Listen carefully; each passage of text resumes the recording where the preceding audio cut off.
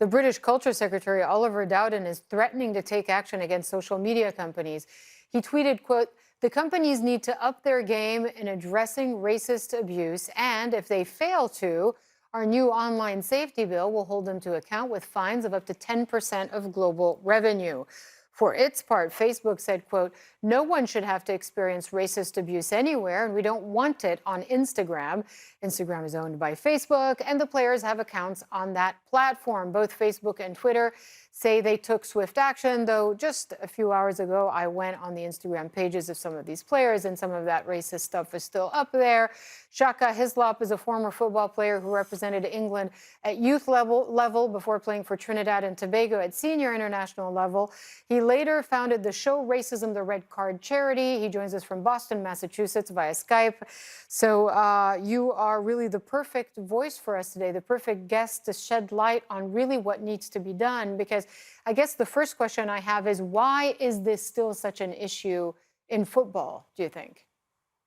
It's been an issue because of the popularity of the game, and because while we use the game to address these issues, to highlight so much of what Black players and the Black community continues to endure in our society today, Mhm. it's been allowed to fester. And as much as you hear Boris Johnson's response to the racist abuse that these players have received, keep in mind that he saw no issue with the booing of those players when they took the knee in a call for equality. He had absolutely no issue in continuing to politicize their call for equal rights, the calls for the Black Lives Matter movement.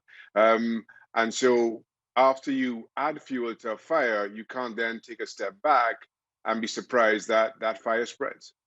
What's really sad is that when those players missed their penalty kicks yesterday, I think most everyone thought, here we go, the floodgates will open, the racist abuse will start. And we were all right. So this wasn't a surprise. No, it wasn't a surprise, and while it wasn't, I also have to pay particular credit to Marcus Rashford, to Jaden Sancho, and Bukayo Saka. Saka at 19 years old, knowing exactly as you just said, Hala, that if England didn't go on to win that penalty shootout, they would be singled out and they would be abused. Yet they stepped up in the most difficult of circumstances, the three crucial kicks to see out the penalty shootout, and they put themselves forward, despite knowing that. I can't think of anything braver I've ever seen on a football field.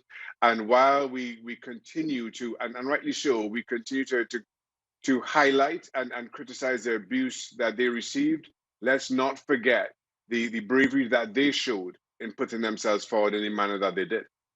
Is any aspect of this getting better? I mean, it's obviously not solved. We saw the appalling racist abuse online, the Marcus Rashford mural defaced in Manchester, other things. I guess the BLM movement, the taking the knee movement that started in the US, that spread to other sports outside the US, is anything kind of inching toward at least more awareness? Certainly, without question, and we see that in the work we do. And I'm a firm believer that we have made progress towards racial equality, towards equality of our genders, um, uh, of regardless of how you worship or how you love. But at the same time, history has shown and thrown these big moments where we take a step back. I just don't feel that we have been prepared enough in anticipation of those moments, of those stumbles to our progress. We have to have a political will and a social recognizing that these things happen, be prepared for it, and respond to it, and continuing what will again be slow but steady progress. So, what should happen now to get us to a place of an even better place? Do you think in Well, the sport of football in terms of racism? I, I certainly hope that media companies take their responsibility far more strongly, and that government enacts action that will see them do so. I was in a meeting earlier this year, the Department of Media, Culture, and Sport, where this was discussed. It's an issue, it's an ongoing issue that has to be addressed. Similarly, we have to rally around, and for all the negative that we've witnessed over the last 24 hours, there is immense positive in the communities that we share. Us as a campaign have not been able to thrive without the support of the broadest spectrum of our Mhm. communities and societies today. Those are the ones that we'll have to call on. Those are the ones that will have to step up now in terms of moving us past this ugly issue in our history, because we are better than Yeah. that, and now is the moment for us to show that. This is related to something you said in your first answer. One member of the England squad has just criticized the British Home Secretary for her rhetoric around the issue after Priti Patel said she found the racist abuse disgusting. This is the response from Tyrone Mings. He says, "You don't get to stoke the fire at the beginning of the tournament by labeling our anti-racism message as gesture politics and then pretend to be disgusted when the very thing we're campaigning against happens." What's your reaction to that tweet? Tyrone is absolutely right, and it speaks to the call of black footballers. It speaks to the call of the black community. Many in the black community say that we feel we love this country, but at times the country does not love us back, and that's what we've seen play out in real time in the last 24 hours. As I mentioned, three players stepping up in the most difficult of circumstances, knowing exactly what would await them if they're missed. And it's a very real possibility in this game.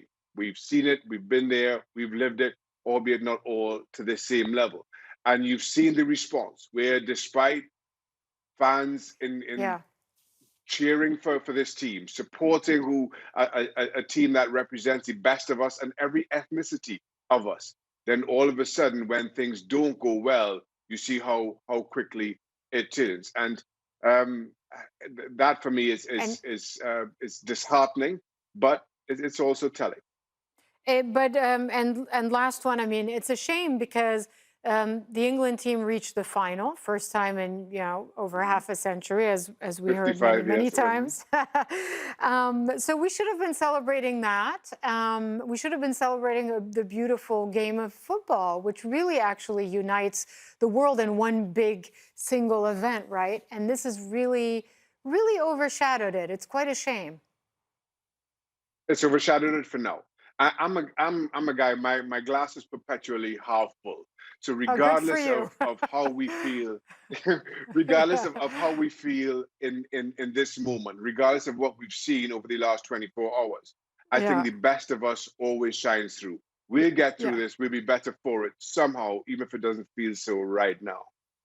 All right. Well, from your lips to God's ears, as they say, and it is true that we saw many supportive messages and on social media and from officials, etc. So hopefully it will get better. Shaka Hislop, thanks very much joining us from Boston.